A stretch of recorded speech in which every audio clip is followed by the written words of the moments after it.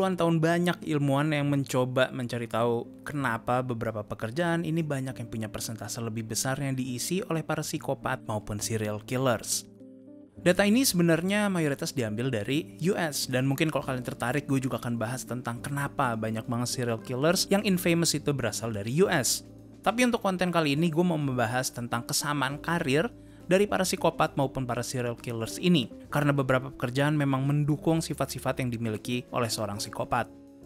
Tapi perlu diingat, psikopat adalah suatu spektrum, jadi bukan berarti semua psikopat adalah serial killers. Hal ini yang paling sering orang salah kaprah, dan sampai sekarang masih banyak yang menganggap psikopat udah pasti semuanya itu sadis. Tapi justru sebaliknya juga, banyak psikopat yang punya hidup dengan sukses dan mempuncaki karir dengan sangat baik. Sekarang kita pahami dulu bahwa pekerjaan ini yang gue akan jelaskan ini terbagi-bagi. Dan di zaman FBI, zaman dulu itu masih nggak percaya dengan psychology dan behavior analysis, banyak ilmuwan dan kriminolog yang harus nge-push bahwa ada cara lain untuk ngebaca gerak-gerik para serial killers. Sampai diciptakannya suatu Behavioral Analysis Unit atau BAU di Quantico sebagai bagian dari FBI. Nah, di zaman dulu, pekerjaan-pekerjaan ini biasanya terbagi jadi 4, dan yang ditemukan oleh para ilmuwan kesamaan dari para pembunuh serial killer ini memiliki pekerjaan. Yang pertama, skilled. Ini biasanya meliputi mekanik pesawat, orang ahli perbaikan atau servis barang, dan orang yang bekerja di industri otomotif. Yang kedua adalah semi-skilled. Ini biasanya orang yang bekerja sebagai supir truk misalnya, atau manajer gudang, atau di bidang pertanian maupun peternakan. Yang ketiga, ini masuk kategori unskilled. Ini biasanya masuk ke wilayah kuli, kasir, penjaga parkir, penjaga pom bensin, maupun para cleaning service. Dan yang terakhir, ini adalah professionals atau government jobs.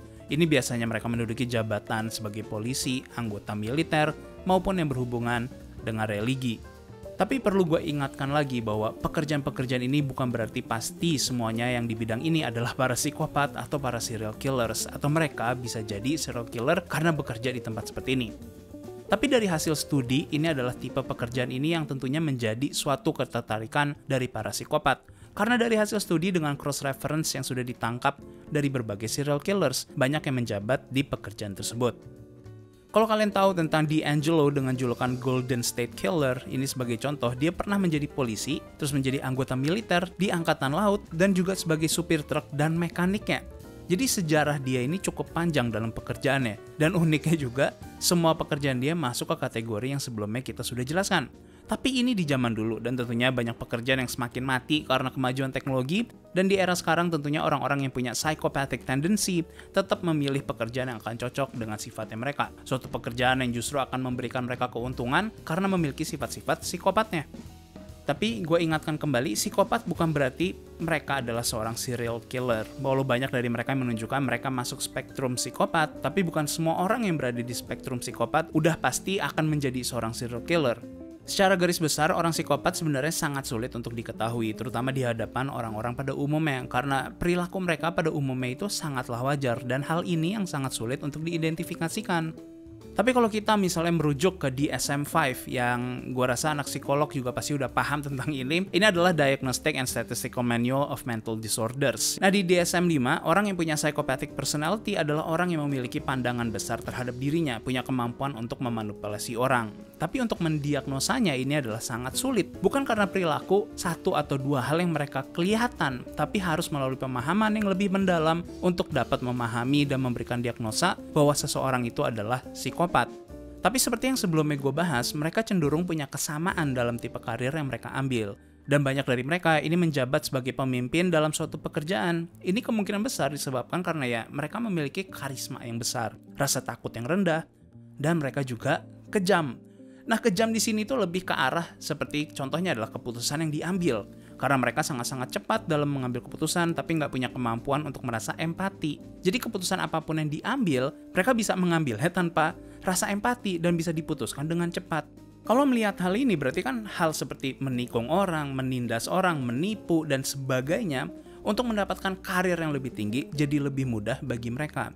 Dan inilah salah satu alasan kenapa banyak posisi tinggi yang diduduki oleh orang yang punya psychopathic tendencies. Kalau kita merujuk ke penelitian yang dirilis oleh Oxford University tentang pekerjaan yang kemungkinan besar diduduki oleh banyak orang psikopat, di urutan pertama ini adalah CEO. Mungkin banyak dari kalian yang nggak kaget dengan hal ini mengingat banyak CEO yang mengambil tindakan kejam ya, dalam tanda kutip. Psikopat ini cenderung memiliki kemampuan dengan istilah psychological resilience, kemampuan mereka untuk tetap tenang dalam keadaan stres atau keadaan chaos. Banyak keputusan sulit bagi orang pada umumnya yang nggak masuk akal, tapi mereka dengan tanpa banyak pertimbangan menciptakan kebijakan yang dapat merugikan orang lain atau bahkan menindas orang lain. Gue rasa banyak contoh yang bisa kalian ambil tentang perusahaan yang kebijakannya dibuat yang sepertinya nggak layak bagi para pekerjaan atau nggak layak bagi para manusia. Yang kedua ini adalah pengacara. Hal ini dikarenakan bukan sekedar anecdotal evidence dari penelitiannya Dutton, tapi beberapa penelitian dia menguatkan hal ini. Contohnya adalah saat dia mewawancarai seorang pengacara yang terkenal dan pengacara ini menyatakan, "Deep inside me there's a serial killer lurking somewhere. But I keep him amused with cocaine, F1, booty calls, and coruscating cross-examinations." Jadi ada pengacara yang mengakui hal ini kepadanya. Bahkan di salah satu buku yang dipublish dengan nama Confessions of a Sociopath, seorang pengacara mengakui karena sociopathic tendencies yang ia miliki justru membuat ia menjadi pengacara yang lebih baik. Tapi ingat lagi, kalau socio and psychopath adalah dua hal yang berbeda. Yang ketiga adalah orang yang bekerja sebagai media personality, yang di dalamnya sekarang termasuk juga ya influencers kalau kata anak-anak zaman sekarang. Salah satu faktor sifat pendukungnya adalah beberapa psikopat punya ciri narsisme. Suatu hal yang sangat-sangat berguna banget bagi mereka yang harus berada di hadapan orang banyak atau memiliki popularitas. Mereka nggak akan kesulitan memanjat ketenaran dengan harus menginjak orang lain, meninggalkan orang lain, dan banyak hal lain yang diperlukan untuk menjadikan dirinya yang paling populer. Misalnya, semuanya itu didesain untuk memberikan platform besar bagi orang yang nggak punya rasa empati, nggak punya rasa kebersamaan. Tipe pekerjaan yang keempat ini adalah para sales. Sales ini cenderung harus memiliki leads, dan biasanya orang yang psikopat nggak memiliki masalah mencuri leadsnya orang lain, atau mencuri klien perusahaan yang lebih kecil sampai mereka harus bangkrut misalnya.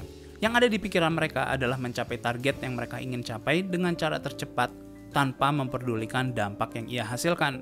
Tapi di satu sisi, suatu perusahaan yang memiliki orang-orang seperti ini, tentunya mereka nggak akan menolaknya, atau justru malah sebaliknya mereka memberikan insentif yang lebih besar ke mereka yang berhasil, dan dari sinilah tangga untuk menuju kesuksesan mereka terbentuk. Yang kelima ini adalah jurnalis. Yes, para jurnalis menjadi salah satu pekerjaan yang para psikopat condong pilih sebagai pekerjaan mereka. Buat kalian yang udah nonton Nightcrawler yang diperankan oleh Jake Gyllenhaal, honestly, menurut gue itu adalah salah satu performance terbaik dia dalam suatu film. Di sini yang memerankan seorang jurnalis yang, punya psychopathic tendencies.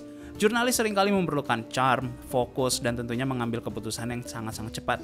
Kalau kita lihat dari berbagai sumber, banyak jurnalis yang nggak memperdulikan sumber berita yang mereka ambil. Yang penting berita mereka itu paling awal, paling cepat untuk dipublish dan dikonsumsi oleh publik. Kita seringkali melihat hal seperti ini, seperti kasus pembunuhan di mana korban tetap dipublish fotonya, atau berita yang dirilis bisa menyakitkan korban atau keluarga, atau mereka memaksakan cara untuk mendapatkan jawaban dari sumbernya mereka. Makanya harus perlu adanya suatu etika, harus ada badan khusus pers dan para jurnalis. Dan di zaman sekarang di mana siapa saja bisa menjadi sumber berita, hal seperti ini jadi semakin berantakan. Beda di zaman dulu di mana semua sumber berita itu berasal dari media yang terpercaya dan bisa bertanggung jawab. Ini juga salah satu rant gue sebenarnya tentang arah media, sumber berita, dan etika di dunia digital. Tapi mungkin di lain waktu gue akan share keluh kesah gue terhadap hal tersebut. Tapi untuk sekarang, gue rasa udah cukup kontennya yang gue kasih kepada kalian untuk hari ini. Bagi kalian yang tertarik, gue membahas kenapa para psikopat ini banyak yang sukses dan bisa dibilang menduduki jabatan yang tinggi. Sedang gue siapkan kontennya, jadi tenang aja, nggak usah menodong gue. Cukup mengingatkan aja kepada gue kalau gue punya utang seperti ini. Karena PR gue di TLM juga masih banyak, so see you guys next time.